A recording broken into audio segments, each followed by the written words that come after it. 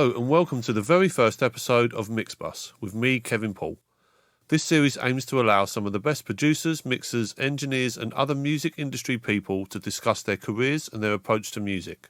The success of this series depends on people hearing it, so don't forget to tell your friends if you like what you hear, and remember to give it a 5-star rating, and please subscribe on your podcast platform of choice to make sure you don't miss out on future episodes, special offers and promotions. This episode is brought to you in association with KMR, the UK's leading independent pro audio retailer, and recorded in association with Audient and the ID44. Find out more at kpmixbus.com and follow us on facebook.com/kpmixbus and at kpmixbus on Instagram and Twitter. In this episode, I'm delighted to welcome producer and mixer Catherine Marks. Catherine first moved to London in 2005 to train as an assistant engineer under Flood at Assault and Battery Studios in London. In 2009, Catherine began working alongside the Brit Award-Winning producer and mixer Alan Moulder, where she worked on projects including Interpol, Foals, Death Cab for Cutie, Killers, Ronnie, Vannuci and Blonde Redhead. Catherine won the 2016 MPG Award as Breakthrough Producer of the Year, and in 2018, Catherine won the award for MPG Producer of the Year.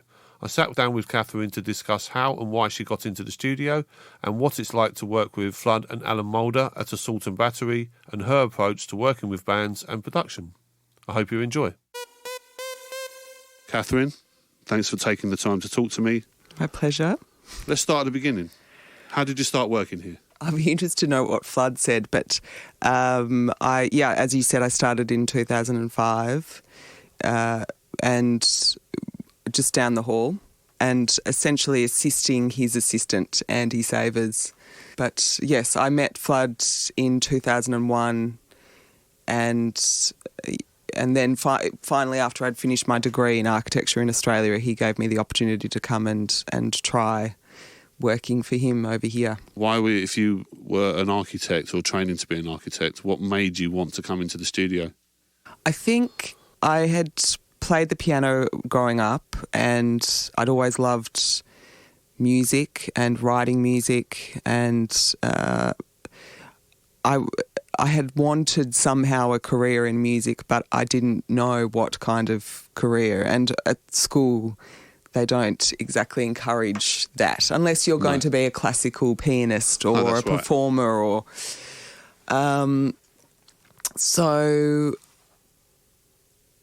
I think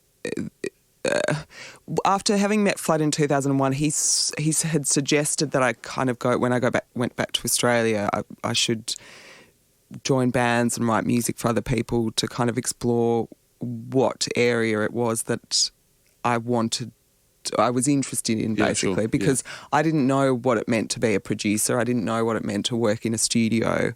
And there were just sort of little things that kind of kept piquing my interest. Like I was in a band and we got a grant to record an album, and I learned about reverb, and I thought that was like the most amazing thing, and all the different kinds of reverbs. And I went and Googled it, and I was asking the engineer lots of questions. I mean, but again, like I wasn't aware that it was something that I was interested in. I think Flood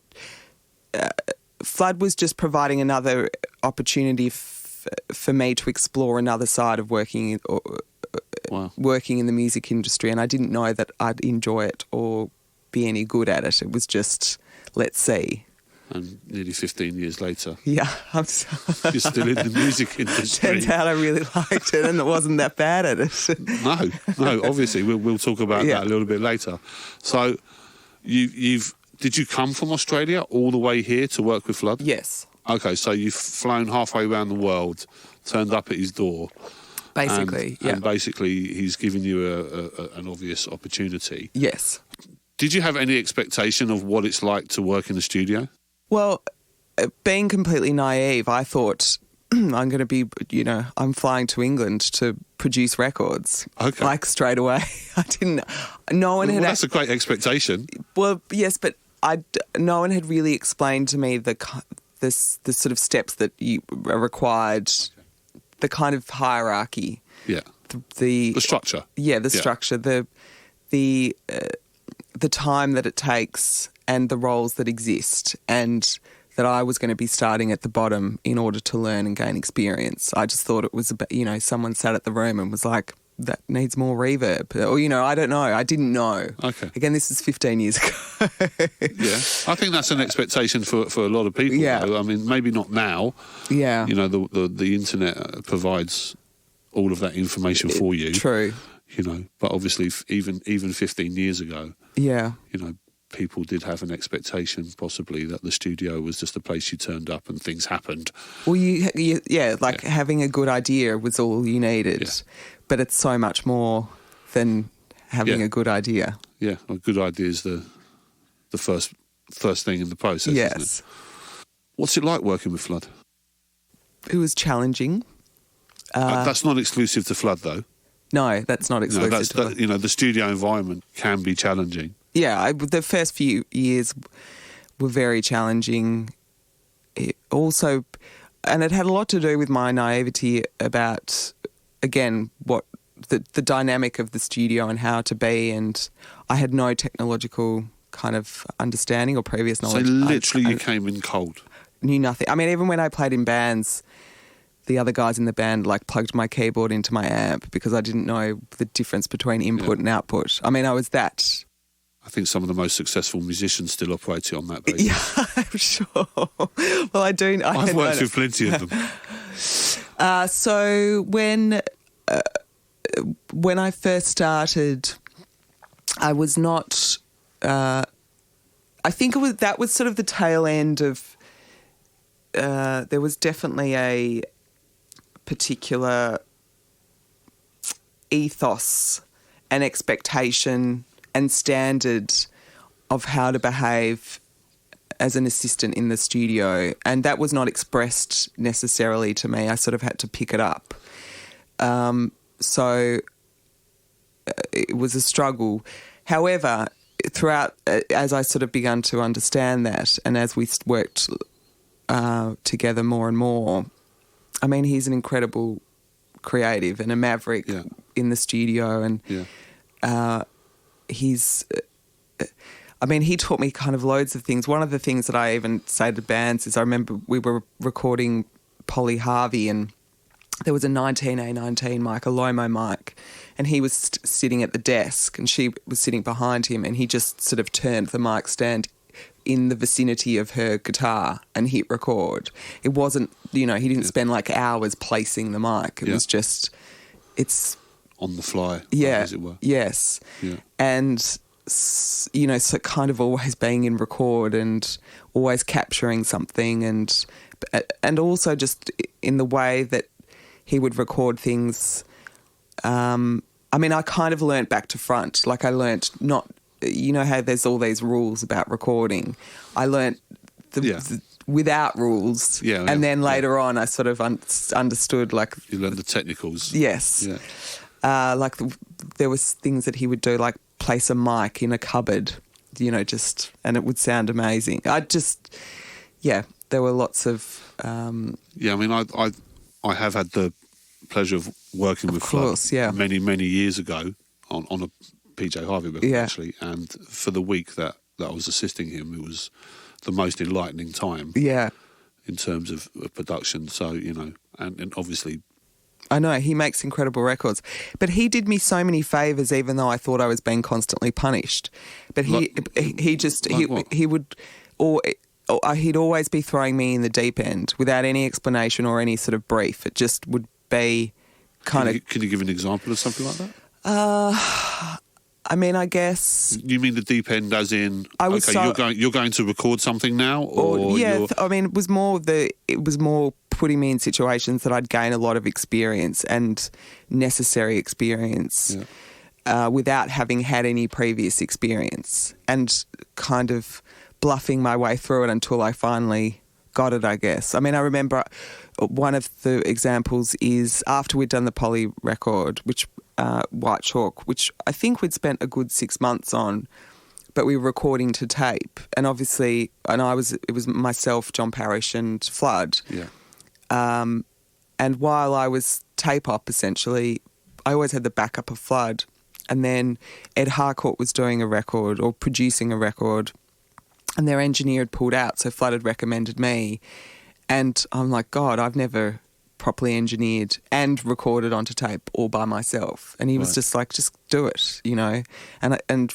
And because he seemed to have faith in me, or at least projected faith to Ed, then Ed seemed to trust me, and then that sort of gave me confidence to be able to do that, and we managed to do that. And it's still actually one of my favourite sounding records that I've ever done. There's a thing here at the Assault and Battery Studios, and I discussed this with both Alan and Flood, about the ethos and the career path that people that start working here have to go through. Yeah. For me, that's really important in terms of, because the old school studio doesn't exist anymore. No. You know, people aren't doing that at other studios. Well, the old school studio, in my understanding, is the way that Flood and Alan were kind of brought up in the industry. Yes. Like when they worked at Trident, and there was like a whole team of assistants who were kind of vying for particular opportunities, and the kind of, it was survival of the fittest, essentially, which, although it's not as cutthroat now, and the people who do come through the doors, they're sort of nurtured a bit more, and we help cultivate their careers. There is still an element of like, you've kind of got to pay your dues, and there is an attitude that you need to have, and a trust that you need to earn in order for you to kind of progress to the next level. Yeah. And instilling those kind of, work ethic, and that work ethic, and is something that I learnt when I was coming through as well. Yeah. And you're right, there isn't that kind of studio culture that exists as much anymore. That's right, there isn't, is there? And that's one of the things that for me is incredibly important here. Yeah. And I think people need to hear about, because without that ethos, our creative art, if you like, just gets washed away. And colleges and universities provide a very particular role in the development of the next generation of producers and engineers and mixers. But it can't provide the type of experience that you would have working in a place like Assault and Battery. No, there's a type of experience that I've gained. And look, there's lots of different kinds of producers and different kinds of career paths, and this is just one. But having had this experience, it's meant that I kind of have the tools to deal with kind of high pressure and high profile situations now. Yeah. Where, I remember being 3 years in, thinking, having been assisting and doing a bit of engineering, thinking, well, why aren't I producing records now? And I remember Flood saying, it's going to take you at least 10 years. And I was like, what? 10 years? I didn't know this. I wanted to be the biggest producer in the world, like that. But he was right. It kind of took the time that it took. And there were a lot of lessons and a lot of mistakes that I made along the way, but that was part of the experience. And when I did start to get high profile jobs and work and production work with major labels, and it was still early on in my career, I really felt the pressure and the sense of responsibility in dealing with bigger budgets, and I still then didn't have the kind of mechanisms to cope with that kind of pressure. And now, as the years have gone on, I definitely kind of throw anything at me and bounces off. It just bounces off. I call it the impenetrable force field. So just, any sort of artist issues or, just management, record labels, anyone who's sort of got any issues, I feel like I can deal with those. And do you think Flood and Alan have taught you how to approach that? I think just through years of working with them, I've learned from following the way that they approach dealing with people. Yes. Yeah. And just how, that and their kind of level of confidence and skill. The technical side is a part of it, but it's not at all the essential part of it. What do you think is the essential part? I think it's the psychology and the sort of people management, and then and being able to facilitate and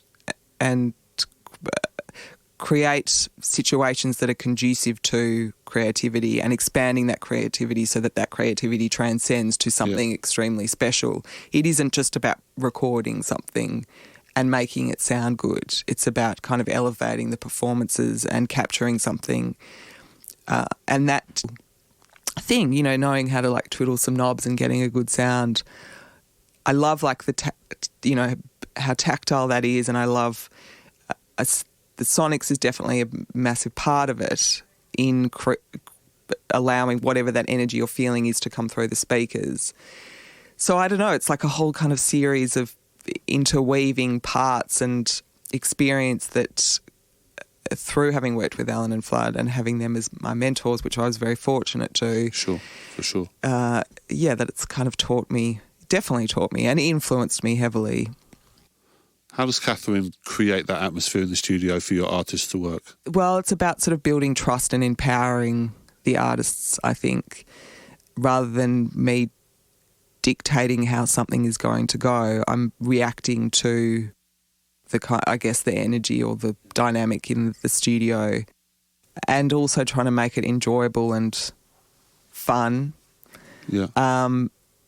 And the studio can be quite an intense and tense environment. Yes. So often trying to ease that and that tension and making the artist feel as comfortable as possible. Comfortable in the sense that they feel comfortable enough to be themselves, whether they're going to be arseholes or miserable or just whatever they need to express. So I try and get that quite quickly, I guess, and achieve that. And I usually do that in pre-production. I guess then you have to have a very good intuition. Yes. About people. Well, I think I've learnt, and again, that's through working with Flood and Alan, but learning to read people and read their kind of needs.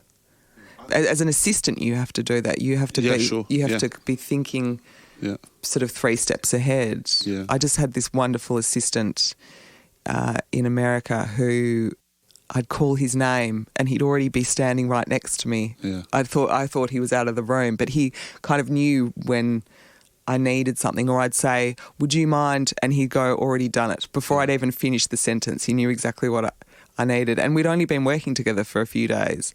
So that was, I was like, that was a godsend. Well, that's always helpful, isn't it? Yes. That's always helpful. Yeah. But I was thinking he's going to be a good producer because he made me feel very comfortable. Who was that? His name was Dow. I can't remember his surname. Yeah. What studio was it? It was at Echo Mountain in Asheville in North Carolina. Okay. There's a shout out to Dow at Echo Mountain. Then you worked with Flood for all those years. 3 years, yep. And then, amazingly, they said, OK, we'll go downstairs and work with Alan Moulder. I know. Well, I think Alan, he had thought perhaps that I hadn't had I'd had a kind of erratic education from a technical point of view. So he felt a responsibility. But I'd also, coming into work for him, I'd also had a lot of experience engineering and working for other producers. So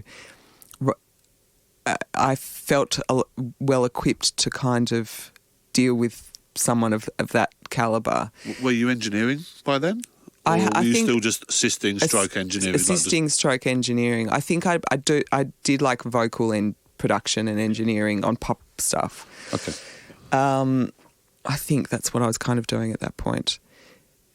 So by the time I got to Al, I kind of walked in and I said, look, these are the things that I'm good at. Use me for those, but here is the stuff that I'm really lacking knowledge in, but you only need to tell me once.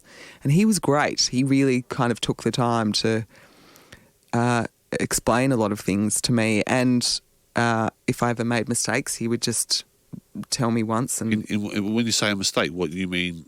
The only example I can think of is we had a plate reverb upstairs and he wanted it changed. And I think there's 2 of them or 2 dials and I was moving we were talking on the phone and I was moving the wrong one. but I'd also marked where it had been previously, and he was like, it's the wrong one.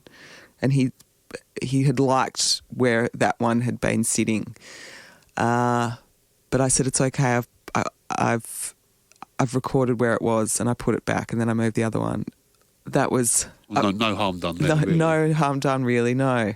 Just simple things like the patch bay, that sometimes that was something that I wasn't... Even though I'd been working at Assault and Battery 2 for a year, there was still things that I would get confused about. And I'd sort of probably not patch something in right, and he would just talk you through it. Talk me through it, yeah. But then there were other... I guess we created kind of systems which allowed him to take the time, because, you know, when you're mixing, you obviously, there's not a lot of time. You might have a day and a half or 2 days if you're lucky. So there isn't a lot of time to explain stuff to people who are there to kind of essentially support you, but he did take that time, and I'm very appreciative. Were you very inquisitive then? Were you always like... I was initially, but obviously working with Alan, it was more just, I had a job to do. So here are the tools that I needed to be the support for him. If there were things that I didn't know, he would just let me know. And yeah, because the mixing assistant is quite different to the recording assistant. Yes. Recording, you're always moving around, Yeah. you're checking stuff. Mixing, you're kind of on standby. Yes, exactly. I was more. What did you end up doing with? Can you talk me maybe through? Okay, so first of all, you probably just maybe sat at the back of the studio, kind of just watching. But then eventually, you moved forward. Yeah, so I think it wasn't very long until I would start preparing mixes for him, and also doing stems as well. Like he'd always done his own stems. And I think one Friday night I said, why don't you go home early and I'll do the stems, and if I fuck up then, you know, there's no harm to, you know, I can redo them or whatever. But why don't you do that? And I think because our working relationship had kind of been cemented quite quickly in that there was it was quite fluid, and we were becoming a good team. Yeah, sure. I think he trusted me to do that. Now I know it sounds like not a big deal, but for him it was, because in all his career he'd always done his own stems. And he explained to me, actually, he's incredibly meticulous. Yes. He works in a very specific way. Yes. So for him to maybe even just think about handing that over to you or in anybody else. Yeah, it was quite a big deal. But also I took a lot of pride in what I did, and I was also very meticulous, and we both loved systems and file management and colour coding and spreadsheets and, you know, just kind of anything that could make it foolproof and idiot-proof. Yeah. You know, like checking recall sheets and double checking, and I mean, I really cared about what I was doing. So yeah, there was I guess there was a level of trust there. So after that, I would start preparing mixes. So for example, sessions would come in, and I'd kind of arrange the Pro Tools sessions and add plugins that he would normally use, or start balancing it to match a rough mix. And you did that all off your own back? You were just like, okay. Well, it was more just, I can do that, you know, let me do this, or let me try this for you. And then that was the system that kind of became apparent. And then a little while in, I think about 6 months or 9 months in, he was starting to get mix work for perhaps lower budget projects. And so he would say, well, while I'm working on something else, why don't you do this? And I'll kind of oversee it. So essentially I was doing mixes and getting my homework marked. But what was so great about working with Alan was, obviously having worked with Flood and a load of other producers, I'd never been part of the process of finishing off a record, essentially. Yeah. So in my head, I was like, well, you can kind of do whatever and record whatever, and someone else is going to fix it down the line. Yeah. But experiencing working for Alan and through the mixing process, I started to understand and love finishing off a project or finishing off a track. And I think that helped me inadvertently to become a better producer because I knew how I wanted to sound later down the line. Yeah. So I would record things how I wanted them to sound in the mix, not thinking this we can process. I'll leave it to so and so to sort out. Yeah.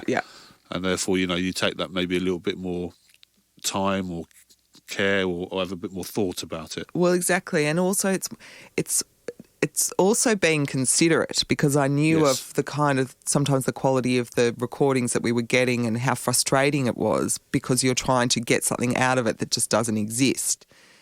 Nowadays, people are recording anywhere with anything. Yeah. What do you do when you've got a sound or a guitar sound or a drum sound that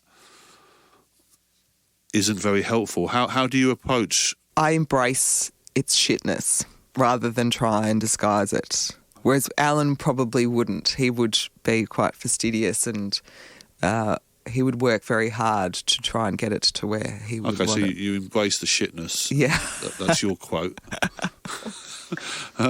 Well, because also that in itself, and I feel like this is something that Flood, probably unbeknownst to him, kind of taught me that. I mean, things don't have to be perfect, and the way something is recorded. So whether it's like a drum kit is recorded with a 57. Yeah, that's the thing that's kind of makes whatever the feeling of the track kind of unique. Okay. So rather than going, I wish I had a kick and a snare, separate mic or something to create more punch, you find something else about the track that gives you that thing in replacement to create the magic. Yes, exactly. All right, so you're mixing with Alan, and you started doing the other projects. Yeah. Do you have a sound? Do you have a vibe? Do you have like an approach? Like if I employ Catherine Marks to mix my record tomorrow, what am I going to get? Well, hopefully just an enhancement of what you've already done. So I love the way Alan mixes because he doesn't try and reinvent the wheel. He kind of gives you back something that in the way that you always wanted it to sound, only better, and you're not sure why. And I hope that I do that, but also I hope that I kind of enhance the energy and the emotion and the feeling through the mix. Well, you definitely do that. I mean, your records with the Wombats and the Amazons, they just sound amazing. Thank you. The volume, and the power is for me anyway. I mean, I was listening to them over the weekend. Yeah. I was thinking, wow, how'd you get that? Where's that coming from? Because all engineers, when they're mixing, are seeking the Nirvana and this utopian ideal. But we obviously all struggle with that. Yeah. It's more about feeling for me, not getting... rather than thinking, how's that bass sitting? Right. Or... is the EQ of the guitar right? I'm like, how do all the pieces feel together? Okay. And is that something you got from both Flood and Alan, or is that something that you've kind of just thought, no, this is your intuition there? Well, Flood and Alan never sat down and said, well, this is my process. Right. So whether it is something that I inadvertently picked up from them, I don't know. But I am actually quite conscious of the fact that I don't kind of start a mix by listening to a whole bunch of things in solo and tweaking that particular sound. I mean, eventually, I want to hear things in solo, but I like to kind of massage the whole mix together first with all the elements in there. And just getting a balance? Well, just to get a sort of vibe or something, something that kind of speaks to me.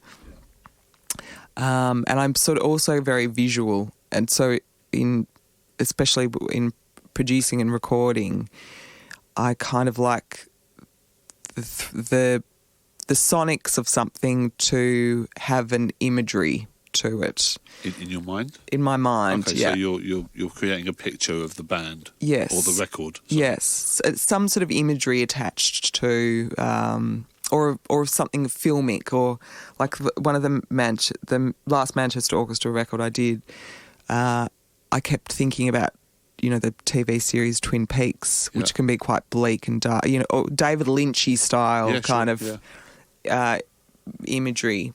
And I would, whether it's apparent or not, it's definitely something that is a starting point for me. For you, yeah. And it's that kind of, I don't know, almost like a sound that you can like put your hand into the speakers and pluck it out, because it's, I don't know, it says something that evokes an image or a feeling.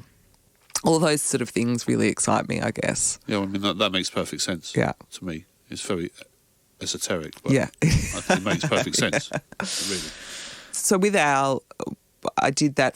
I think we did that for a couple of years, and we were also training someone else for him to kind of take over from me. But I was essentially working in like a little B room next to Flood's kind of Alan's main control room. Yeah.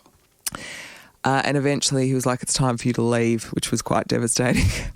But also because I wasn't really doing anything for him anymore. I was just using the room and getting my own kind of mixed projects. Yeah. But I still loved working next door to him, because also I loved referring to him, and almost I was mixing stuff with him in mind, imagining if he was going to come in and mark my homework again. And that happened a few years after that as well, after I'd left that room and I moved to where we are now. And there was a point where I think I just ran into him and I said, do you mind if I mix without you in mind anymore? And he's like, I've been waiting for you to say that for ages. Oh. But that was kind of great, because it took the shackles off, and I started using plugins in different ways, or processing things in just kind of trying out my own thing, not necessarily doing the things that I thought were correct, but that felt correct. Okay, well let's maybe talk about a little bit of that. Okay. So you moved into your room here. Yeah. You had great success, and you were awarded MPG Breakthrough Producer of the Year. Yeah. And then a couple of years later, Producer of the Year. Yeah. So obviously your stock rose. Yeah. Well, let's celebrate that. Yes, thank you. Do you mix entirely in the box? I mix in the box, but I run through a summing mixer, analog summing mixer. What one have you got there? The Fat Bastard? Fat Bastard, yeah. Yeah, I like that one. An Obsidian compressor, Dramatic Audio Obsidian compressor. That's the same. Is that the same one as Alan? Yeah. Yeah. Yeah, that seems really popular. Yeah, it's popular in this building. I got it because of him. I like the blue lights. Okay. If it was red, you wouldn't be... No, not as interested. Okay. And then through I can't remember what's first. I think the VAC rack, and then... the VAC rack is... an EQ. Okay, and then you're going into the Manley... Massive passive EQ. Yeah. And straight back in. So you're kind of analog front end. Yes.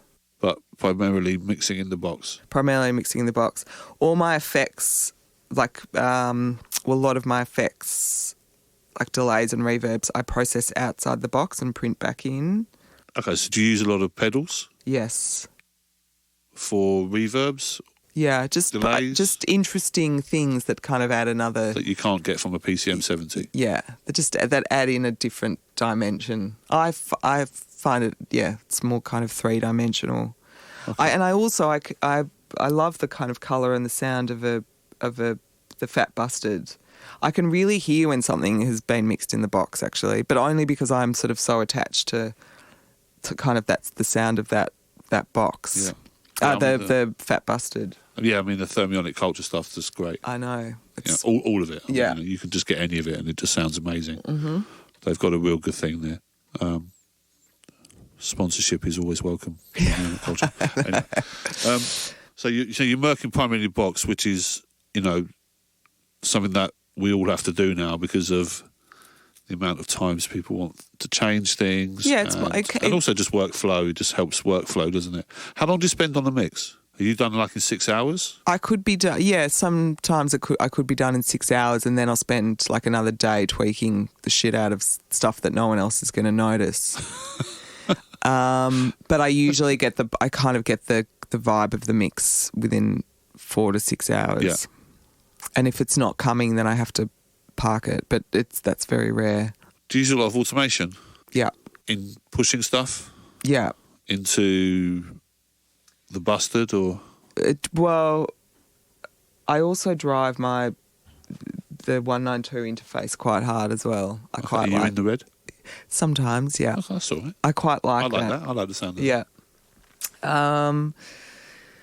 But yeah, like I'll balance everything, I guess, quite statically, and then I'll start to do rides for, kind of to enhance particular moments or for things to kind of fall away and then come back again. That's what I'll do. Or I'll, use different plugins for different moments in a song so I'll automate those, yeah. When you started a mix, have you got an idea of what it is you want it to be at the end? Does that go back to the picture thing? Like, do you have like an image of, you sit down, you listen to the rough mix? If it's something that I've produced, then I already know how I want it to sound. Sure. It's actually harder. Yeah. Because you've been hearing the potential the whole way through, and then finally you've got to deliver that potential. So I tend to inch stuff kind of closer and closer to the finished product when it's my own productions. But if it's someone else and I haven't been part of the process, I usually have a conversation with the artist or the producer kind of about what they're looking for. Are they really happy with the rough mix? And if so, it's just enhancing what's already there. But how far, I'll usually send a kind of work in progress and ask, have I pushed this too far or can we, take it a bit further? And I'll kind of gauge it there. But yes, it's sort of, I'll kind of do a lot of things to kind of get myself excited about it. And then I'll listen from top to bottom a few times to kind of see if that feeling still exists. And then I'll send it off knowing in my head like all the kind of little detail stuff that I want to do. And then that's what happens after that. After they're like, yay, we love it. Which then I'm also really surprised about because I'm like, really? You don't have any comments? But again, I think that's completely natural, right? Yeah. That kind of, really? You like what I do? Yeah. I mean, that happens to me. Yeah. Still. I'm sure it happens to... Yeah. Alan and Flood at some point, they probably go, really? I think they welcome it at this point in their career. Give those guys a break. Do you listen? I can see you got 2 or 3 speakers here. Yeah. Do you listen elsewhere? Are you listening outside, like on the car or on iPhone? I listen on my iPhone and the headphones. Yeah, you just download it and check the mix out there. Yeah, and make but sure. I can usually tell like things that are sort of not great to poke out on iPhone speakers, which is really bad. I've got a pair of M Audio speakers at home, which I'll sometimes check stuff on. They're quite clear and unforgiving. But I know, I've been working in this room now since 2012, 13. So, 7-8 years. So I know this room really well. It's so hilarious. Like, this was only going to be temporary. It's essentially a little box, but I kind of love it. If it works, right? Yeah, exactly. Yeah. When you're recording, and say you're recording, the Amazons or whoever. Yeah. Are you when you're doing your drums and the bass? Are you tempo mapping stuff? Are you going out of your way to quantize stuff, or are you just very much like it's a band, let them play? What's your feelings about that? Because a lot of people, it's so dependent on the project. Yeah. I will go for performance over precision. Yeah, every day, every time? Mostly, but also sometimes it also depends on the way that it's being recorded. Like, I've just done a project where we're doing it over a long period of time, and we were very decisive at the start that the drum sounds were kind of really important to the identity of the songs, whether they were going to be electronic or live drums. So we've spent a lot of time on that. And in order for, so it's less about live, the drums were tracked with a live performance, but essentially we kind of want to have like a really solid foundation. Yeah. And a lot of things are about rhythms and counter rhythms.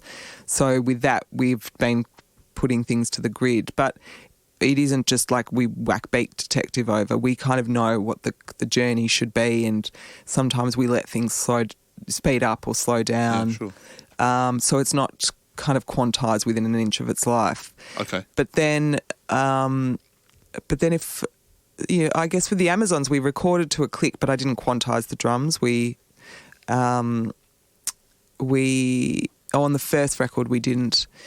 So it was recorded, but everyone was playing together, so there was the movement and the push and pull existed with everything.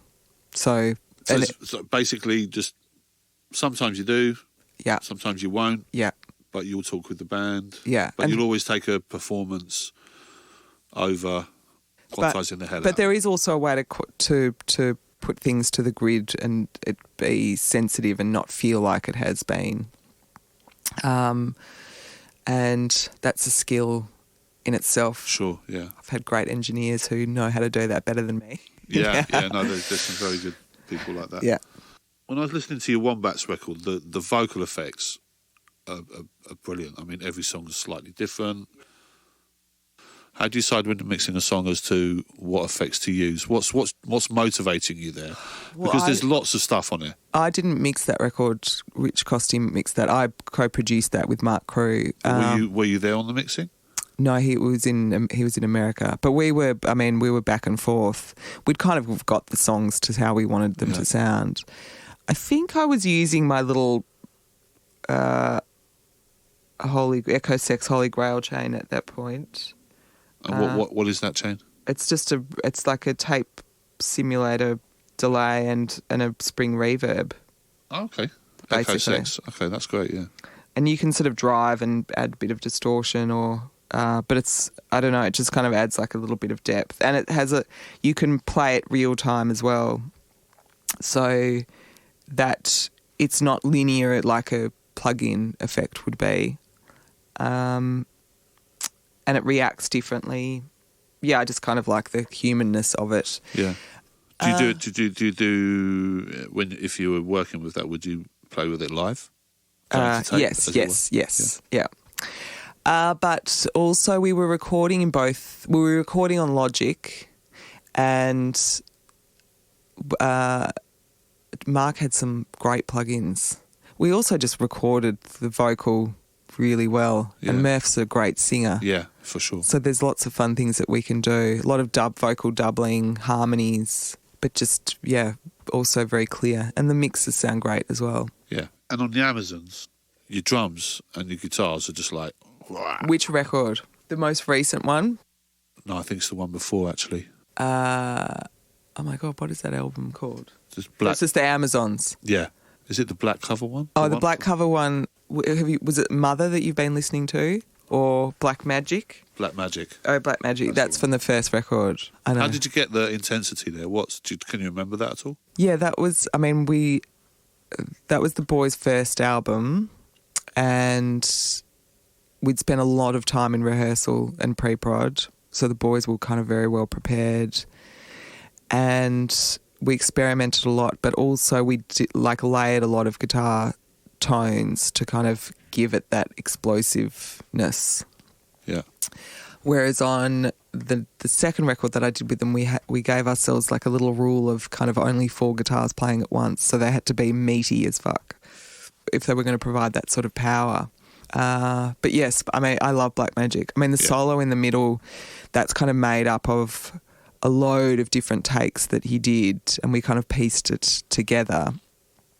But also with just experimenting with like a load of different sounds and pedals and combinations, but to create like the sexiest guitar solo ever. Mother of all solos. Yeah, it's a great record. The power in that record, like, in the chorus is just like... And we recorded it upstairs at Assault and Battery too, and the drums sound great in that room. Yes. And there was a lot of cymbals on that record as well. Like Joe was, we kind of embraced his excessive overplaying of cymbals on that for excitement, and I kind of worked really hard to figure out a way to mic that from a room point of view with various spot mics with different compressions, and I would use those depending on which song it was, so that you still got the excitement of the cymbals, but without it being overpowering. I think there might be one or two songs where you can tell that I'm really into cymbals. And are you recording those sounds to tape? Yeah. So you're compressing and to EQing? Tape. Yeah. Excellent. Yeah. Do you do a lot of drum replacement or enhancement? It depends. Sometimes enhancement. Again, it depends what the kind of philosophy of the record is. Yeah. Sometimes I'll add like samples in to but for more EQ rather than to kind of have the sound of a sample. Okay. But then also sometimes we want the sound of a sample with the energy of a live room drums. Favourite piece of equipment that you use? Definitely the Fat Bastard, the summing mixer. Yeah. What about plugins wise? Is there a plugin that you'll use most of the time or that you really like? I like the Valhalla reverbs. Okay. Yeah, they're really cool. There's also a Waves plugin at the Maserati, I think it's GTI, which is a guitar compressor, stereo guitar compressor, but I use it on vocals for compression. It sort of really colours and thickens the vocal and pushes it like the low mids forward in a really nice way. Okay, interesting. We've got a section called Dither and Delay, which is things to avoid in the process of making records or mixing records. Are there some things that maybe that you try to avoid or steer away from? I don't know. That's a good question. I try and avoid wasting time in the studio. What would be classed as wasting time? Sitting around and chatting about nothing. Procrastinating. Sometimes discussions are really important, but, when I like to have things sort of happening all the time. Yeah. And to be making the most of the studio while we're there. During the recording? During the recording, yeah. And the mixing? The mixing, I'm sort of by myself. You're kind of by yourself, and then you send it off, and so you kind of just work. Yeah. Excellent. I think that's good advice, actually. Yeah. Yeah. Too many people waste time on their phones or... Yeah, I mean, sometimes it's totally understandable when you might run out of steam and you just need a little brain break. But I find like that if you keep the momentum going, things, sort of great things come out of that. And even pure exhaustion, just it's a different kind of creativity. So you drive your bands. Yeah, exactly. Well, I think that's a great place to leave it. Okay, awesome. Thank you very much. My pleasure. See you again. Okay. Thank you. Thank you very much for listening to this episode of MixBus with me, Kevin Paul. Don't forget to give us a 5-star rating and subscribe to the whole series on Podbean or wherever you get your podcast. Do join me for the next episode. Until then, goodbye.